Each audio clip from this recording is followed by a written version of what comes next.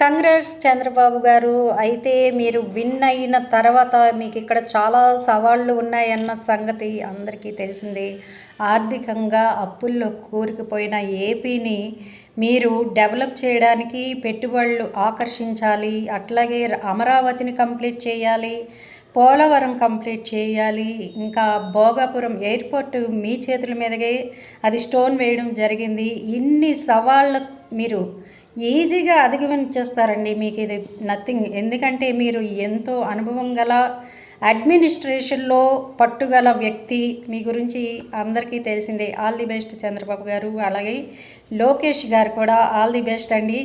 ఓడిపోయిన చోటే గెలిచి చూపించడం అనే దాన్ని ఒక ఛాలెంజింగ్గా తీసుకొని నిరూపించారు నారా లోకేష్ గారు.